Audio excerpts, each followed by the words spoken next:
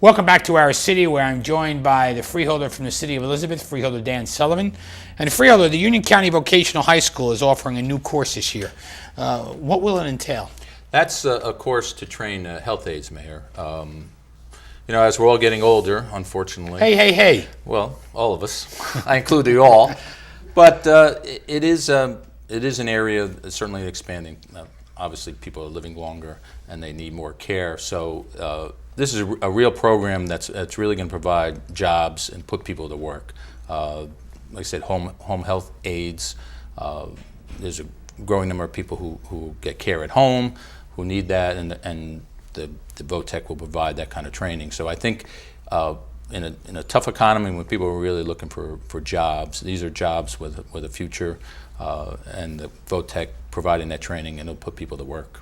And freeholder, the vocation schools, I heard they're going to participate in a new statewide initiative entitled the Weatherization Training Program. Will this help put people to work as well? Absolutely, Mayor. That's another program that we developed, especially with our labor unions. It's going to teach people, and it kind of coordinates with what we talked about earlier, our Go Green initiative. These are weatherization programs where we'll train people to become technicians and go out there and do that kind of weatherization of windows and your home and what have you.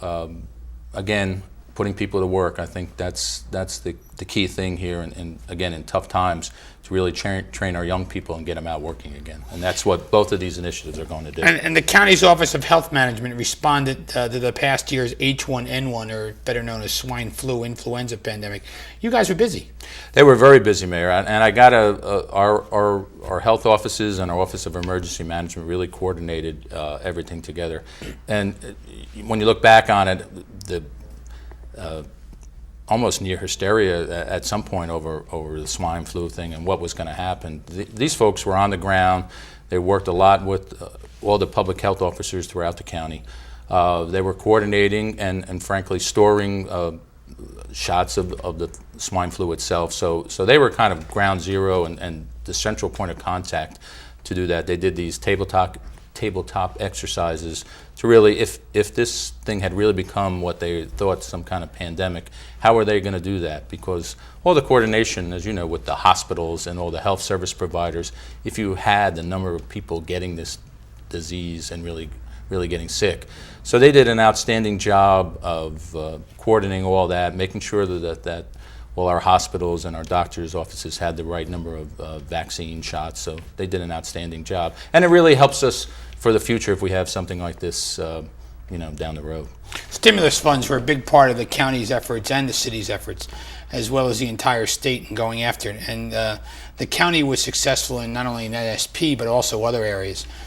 Neighborhood Stabilization Project by NSP. Maybe you can tell us about the county's efforts on NSP and other stimulus funding. Absolutely, Mayor. They were all over the place in terms of making sure, first off, making sure our projects and our initiatives were ready to go. That was I think the number one issue with the Obama administration. There was going to be money available, but it had to be spent, and had to be spent right away.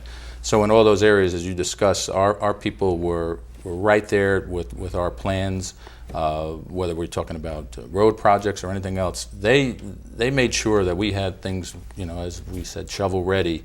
We're talking in the neighborhood of, I think it was about $25 million in those type of funds. So some of those things we're going to see in Elizabeth over the course of the next few months, whether they're road paving projects, the bridge projects like we talked about. I got to say, all our folks at the county, Al Fiella, who leads up that department, did an outstanding job in making sure we applied for those funds, and our applications were good in order to qualify for the dollars. Yeah, the city of Elizabeth received about $800,000 into stabilizing neighborhoods and going to housing and people in foreclosure and try to avoid it. And I think we've already spent well over $600,000. So we're going to use our allotment up very quickly, in line with the president's orders. Right, and from the community development dollars, all those things that Director Fiella had done for the city for a while, and certainly for the county, it was instrumental in making sure our applications were in and getting those dollars to where they got to go, because there's certainly a lot of need out there, and they've done an outstanding job making sure the dollars are getting to where it needs to go. And Freeholder, important economic development projects the county is going into this year. Well, we've completed a couple of very important building projects. In the addition to the Froelich building out in Westfield, that was replacing what they call the Veneeri building. That was a multi-million-dollar project, put a lot of people to work. Certainly our partnership that you're well familiar with, the garage project here in the city of Elizabeth. I got to tell you that, and I know you've worked on it, I don't remember, and I'm sure you don't, how a project came together so quickly, and such a large project with a lot of money and a lot of different participants. That for us is going to relieve a major headache, and certainly in terms of the parking problem that we've had for many, many years. Also, it's an economic development project. Obviously, it's going to, has that retail component to it that's going to put people to work, not even excluding the construction job that's going on. Right now, we're working on our animal shelter, which is out at the Houdel Quarry, which is another one, which we think eventually be a great shared service. Would you do all the cities with that? Well, we're gonna make that offer to everybody. We've had a little problems just in terms of the DEP in citing the project, but our intent is to offer that service to all 21 municipalities. We believe, based on the scale that it's going to be, that we could provide a savings to all those municipalities. So we're in that process right now. Certainly, a lot of towns are very interested in what we're going to have to offer. So those are a few of the things that we have been doing and will continue to do over the course of the year. And the parking deck you mentioned has been a great plus. I mean, it's going to help not only parking but also create possibly some jobs with the retail component there. Oh, absolutely. You know the spot. It's a perfect spot, and right in Midtown. It's going to provide the parking and relieve the burden on the county, the burden on the college. As the college is expanding, as it has, and the number of students over the course of a few years, parking has always been an issue. So all those things are going to help us. Another issue you were extremely active in was the Child Advocacy Center. I mean, the freeholders are purchasing the former Leonard Funeral Home. I think you've already have. And we have. That's correct, Mayor. We were the prosecutor's site was on Westfield Avenue, I believe it was, an old home that was purchased years and years ago. But unfortunately, the prosecutor's office had outgrown that space, and it just speaks to some of the problems throughout the county and the state in terms of child abuse and the issues that the prosecutor's office deals with. So they came to us last year or so where they needed a bigger spot. Unfortunately, the Leonard Funeral Home was available. So they're in the process now of renovating that spot, and it's really going to, I think, go a long way towards providing that service. And the original piece of property will be put back on the market and put back on the tax roll. So I hope that's a benefit for all of us. That's a great swap for all of us. And the assistant prosecutor that handles that does an absolutely terrific job. Yeah, he does. John Esmerado. Oh, John Esmerado. John Esmerado, who really has been there from the beginning. And I've got to say, he made a presentation to us, and it was shocking. He didn't hold anything back in terms of what unfortunately happens to some of our youngest people.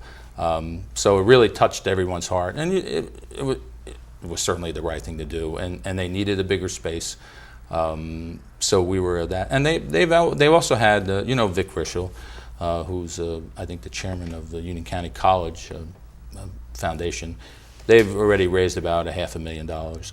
About $500,000 to go towards that. So there's a lot of people coming together to make that project a success. And John is a marvelous advocate for our children. And one of the things you also do in the summer is County Music Fest, which is held out at the old Oak Ridge Park. At the old Oak Ridge golf course. Well, we're just getting started with we have a series of weekly concerts that are out either at Echo Lake or at Oak Ridge Park. Oak Ridge Park is, as you said, the old golf course. That's out in Clark. Echo Lake Park is Mountainside and Westfield there. We also have our Tuesday night. We have our movies in the park. We have them up at Warnenko Park for the first couple of weeks. So there's any number of things that we do to provide that type of entertainment to the residents. Do you know what kind of movies you're playing up there? They play kids' movies. So. Oh. You have a young daughter. You should be. Yeah. I don't go to movies. I don't think you go to movies that much, but I it's don't go to movies. the young people. I forgot, the title is. I should be taking my grandson to the movies soon. But they're family-oriented events on Tuesday nights, and again, the concerts are the same thing.